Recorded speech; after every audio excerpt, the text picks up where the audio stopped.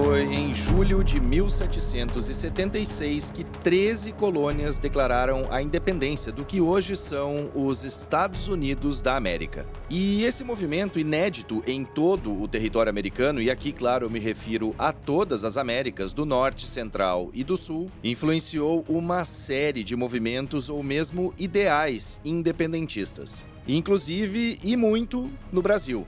A Inconfidência Mineira, entre 1788 e 1789, foi um desses movimentos. E também a Conjuração Baiana, a Revolução Pernambucana e a Confederação do Equador.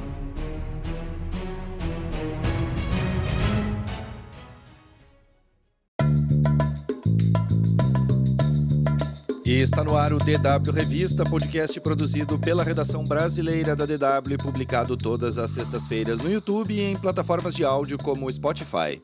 Eu sou o Guilherme Becker, em Bonn, na Alemanha, e nesta edição eu me conecto com Londres, onde está a repórter Alice de Souza, que conversou com historiadores e escreveu uma reportagem sobre o tema que pode ser acessada no site da DW Brasil.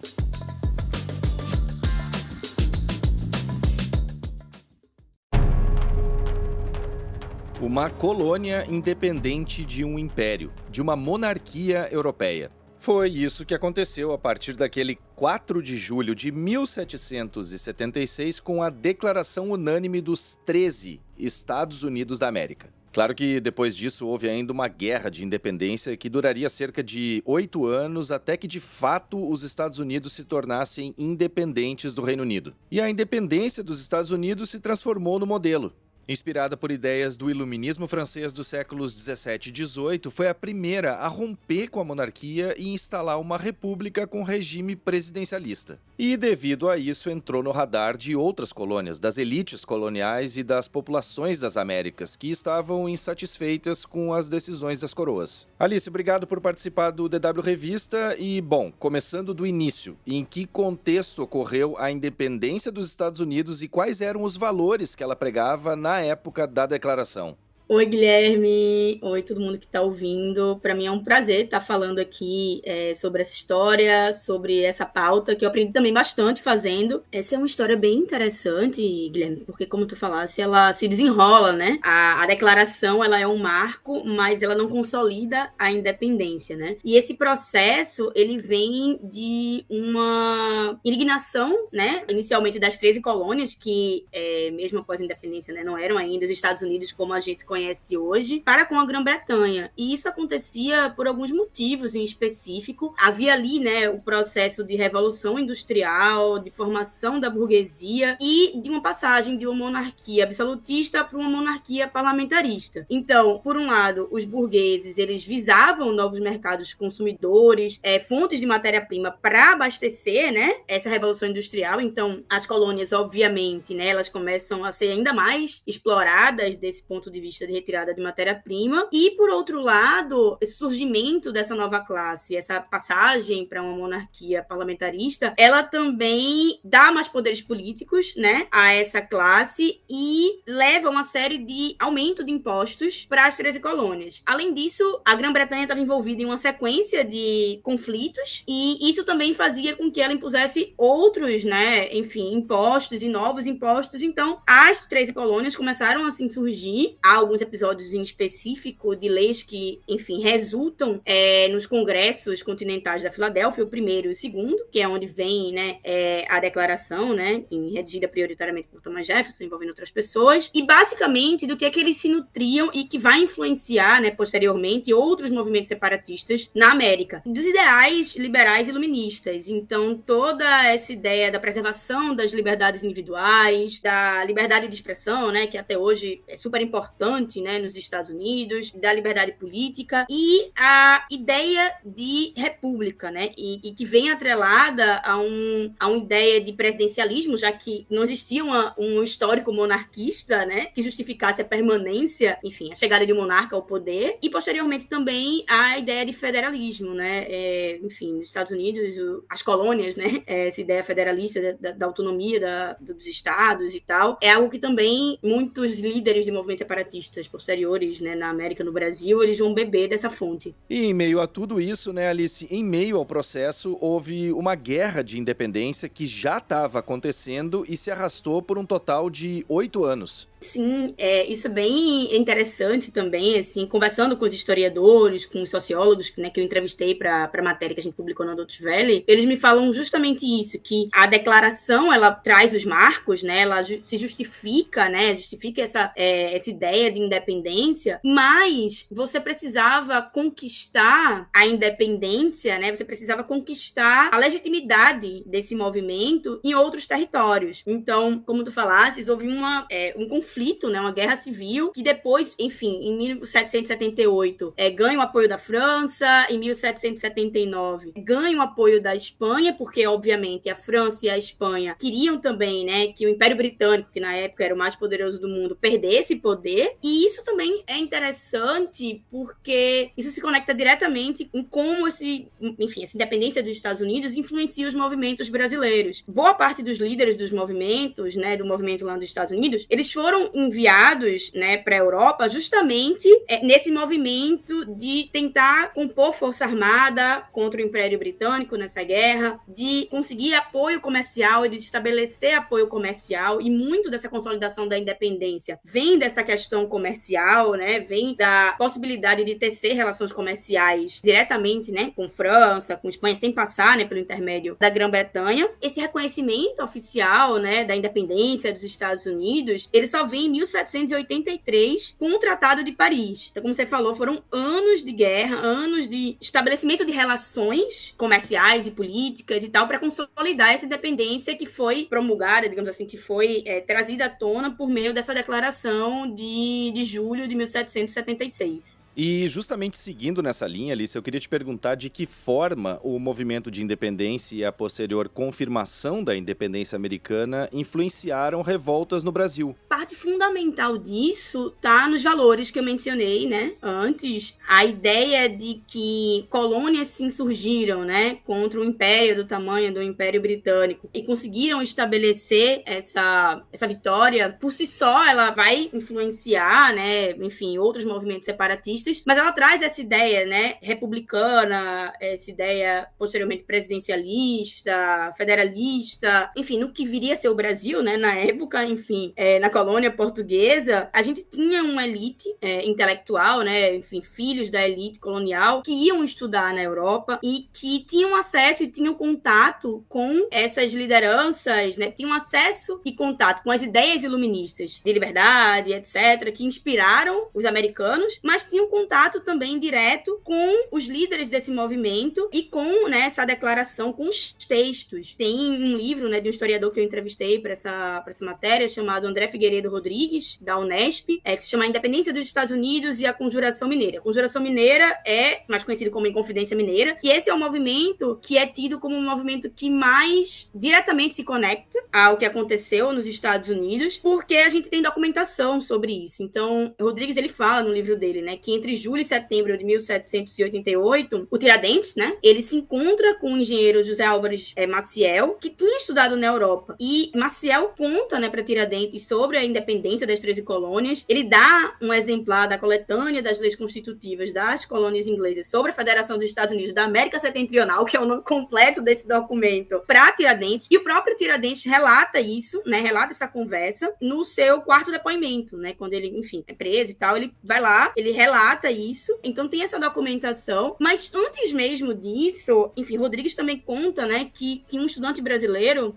chamado José Joaquim Maia e Barbalho, que ele usava um pseudônimo, Vendek, que começou a trocar cartas por Thomas Jefferson. Então começava aquele burburinho ali, né, em Vila Rica, né, Ouro Preto hoje em dia, tal qual aconteceu nos Estados Unidos, precisava-se também de apoio, né, precisava-se também legitimar o movimento que estava acontecendo no Brasil. Então Vendek troca cartas com Thomas Jefferson, isso aconteceu em em 1786, e no ano seguinte ele chega a encontrar Thomas Jefferson na França, no sul da França, justamente quando Jefferson estava lá tentando consolidar a própria independência dos Estados Unidos. Então ele pede apoio, enfim, apoio militar e etc. O que para os americanos naquela época não era interessante, porque justamente eles precisavam do apoio dos europeus para a própria independência. Mas ele diz, olha, se isso acontecer, é óbvio que é interessante para a gente. Então, a Inconfidência é esse movimento que tem documentação, mas outros movimentos também foram influenciados pelos ideais, pelos valores do que aconteceu e pregados, enfim, nessa documentação e nessa independência dos Estados Unidos. E houve uma forte influência também no teu estado natal, Pernambuco, inclusive com extrema proximidade de líderes revolucionários com independentistas americanos. Sim, Guilherme, sim. E essa é uma história interessante de contar aqui, né? Porque a gente tem em Pernambuco a Revolução Pernambucana de 1817, que é um movimento que talvez, eu diria, enfim, você é do Rio Grande do Sul, você tem esse mesmo sentimento que eu, que é uma espécie de ufanismo, uma espécie de relação exacerbada com o fato de ser pernambucana. E boa parte desse sentimento pernambucano vem do fato de que a gente, né, conseguiu instalar um território soberano de 74 dias do Nordeste brasileiro, que veio por meio da Revolução Pernambucana de 1817. E essa história, ela, nos últimos anos, ela vem sendo retomada em Pernambuco, assim, para que as novas gerações conheçam. Um dos principais valores, né, da Revolução Pernambucana era justamente essa ideia republicana. Pernambuco, na época, né, era esse lugar, essa capitania que tinha um superávit comercial, tinha também uma insatisfação crescente com a taxação para custear, né, a família real no Rio de Janeiro. Essa ideia, né, também de um constitucionalismo e tal, ela também está na base do que acontece em Pernambuco. E além da Revolução Pernambucana, tem um outro movimento em Pernambuco também. É posterior, já, enfim, quando o Brasil havia alcançado a independência, que chama Confederação do Equador, que é de 1824. Esse movimento, ele também resgata essa ideia republicana. Nesse caso, na época, havia ali um inconformismo com o Império, né? O imperador queria impor, enfim, uma constituição que dava mais poderes para ele. Enfim, as elites pernambucanas disseram, bom, foi isso que a gente combinou, vamos se insurgir. Algumas lideranças, como você falou, chegaram a ter contato direto, tanto da Revolução Pernambucana quanto da Confederação do Equador, com o que aconteceu nos Estados Unidos, né? No caso da Revolução Pernambucana, por exemplo, quando o governo provisório é instalado, né, em Pernambuco, que era um pouco maior do que o que é o território de Pernambuco hoje em dia, eles também enviam um representante diplomático, que é conhecido como Cabugá, para os Estados Unidos, também nesse movimento de conquistar apoio e tentar angariar recursos militares e etc. para consolidar o que aconteceu em Pernambuco. Só que o que acontece? Cabugá vai para os Estados Unidos, ele consegue, inclusive, recrutar alguns militares franceses exilados lá, mas quando eles chegam de volta, Portugal já havia conseguido retomar o território, mas vários envolvidos, né, em 1817 e na Confederação do Equador, eles também foram buscar exílio lá nos Estados Unidos. Fato é que uma série de outras revoltas ocorreram de norte a sul no Brasil depois da independência, algumas mais conhecidas, como a Revolução Farroupilha no sul do país e a Cabanagem no Pará. Mas antes houve a Conjuração Carioca e a Conjuração Baiana, ou Revolta dos Alfaiates. O que aconteceu nessas revoltas, então? A Conjuração Carioca foi um movimento bem rápido, assim, que surge também dentro de uma intelectualidade, como o que aconteceu ali na Inconfidência Mineira. E, basicamente, ela surge de encontros que aconteciam na Academia Científica do Rio de Janeiro, que foi fundada em 1771, e ela acontece em 1794. Ali se debatiam, né, variados assuntos, astronomia, filosofia, religião, mas havia essa disseminação, né, dos discursos iluministas, essa crítica, né, ao que se vivia ali na colônia, esses ideais de liberdade, etc. Mas foi um movimento muito rápido, houve uma repressão em Portugal, que durou 2 anos, os líderes chegaram a ser presos, mas depois eles foram, né, considerados inocentes, e tem um outro movimento, bem mais robusto, e que também ficou meio esquecido na história brasileira, que é a Conjuração Baiana, também conhecida como Revolta dos Alfaiates, que aconteceu na Bahia entre 1798 e 1799, e essa é motivada por uma crise social e econômica muito grande, em Salvador, né? Salvador tinha deixado de ser a capital, e ela também traz esse ideal republicano como referência, né? Só que Conjuração Baiana, ela é diferente de outros outros movimentos separatistas que aconteceram no Brasil, porque tem como líderes somente a elite, muito pelo contrário. A ideia, né, de se separar de Portugal, ela vinha para atender às reivindicações da camada mais pobre da população. Não à toa ela é chamada de Revolução dos Alfaiates, porque ela era composta em sua maioria por escravizados, negros livres, brancos pobres, mestiços, sapateiro, alfaiate, pedreiro, soldado. E ela também tinha, enfim, uma questão que não pertenceu, que não fez parte, né, da conjuração mineira, tampouco do que aconteceu nos Estados Unidos, que é a ideia abolicionista, a ideia de acabar com a escravidão. Também por isso ela acabou sendo muito mais influenciada por outros movimentos que foram mais, digamos, violentos, entre aspas, que é a Revolução Francesa e a Revolução Haitiana. Então ela também foi duramente reprimida. Em 1799, os líderes desse movimento foram condenados. Se encerrou ali essa tentativa. Para encerrar, Alice, que papel diferencial tem a escravidão no movimento independentista americano em comparação às revoltas brasileiras? O que aconteceu nesse sentido ou quais eram as diferenças cruciais entre os distintos movimentos? Essa questão é central porque quando eu conversei com, enfim, os entrevistados para essa matéria, todos eles foram muito enfáticos em dizer que um grande ponto de diferenciação, né, de alguns movimentos brasileiros era justamente a questão do fim da escravidão. Lá nos Estados Unidos, esse era um movimento, obviamente, conduzido pelas elites, né? A Inconfidência Mineira também era um movimento que ele vinha de uma elite intelectual, né? A gente falou aqui, né, dessas pessoas que iam para a Europa estudar e etc. Havia um interesse de manutenção de privilégios muito grande. Acabar com a escravidão é retirar, né, os privilégios de uma parcela da população, é retirar a mão de obra gratuita, é retirar a possibilidade de acúmulo de riqueza por meio da exploração do trabalho. Lá nos Estados Unidos, esses elementos, né, aristocratizantes, eles foram mantidos, na Inconfidência também. Na Revolução Pernambucana é interessante porque os líderes do movimento, eles eram contra a escravidão, mas essa não era uma pauta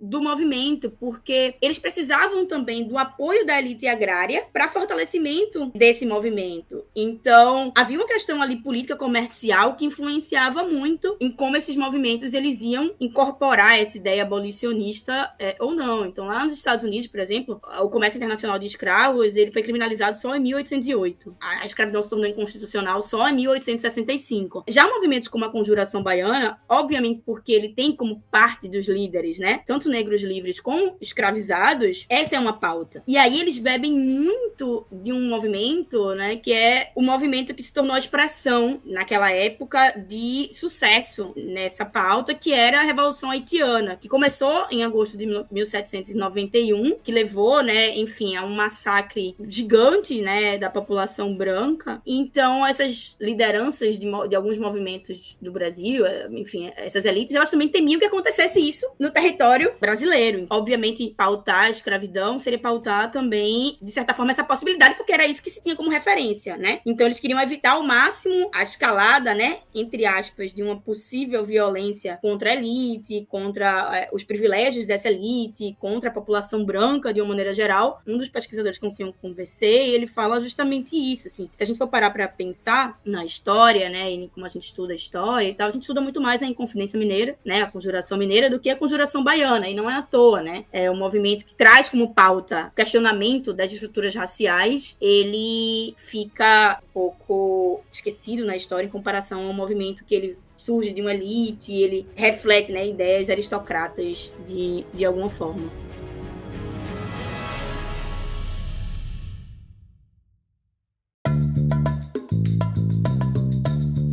A edição desta semana do DW Revista, uma produção da DW em Bonn, na Alemanha, fica por aqui.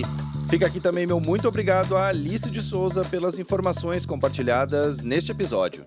Guilherme, eu que te agradeço pelo convite para falar um pouco mais dessa história. Como falei, eu aprendi bastante e eu espero que todo mundo saia desse podcast mais curioso a estudar mais e ler mais, não só sobre os movimentos separatistas mais conhecidos do Brasil, mas esses outros que ficaram à margem um pouco da história no processo de formação política, política, né, que a gente tem hoje no Brasil. Mais conteúdos você encontra no nosso site dw.com/Brasil e também no canal da DW Brasil no YouTube.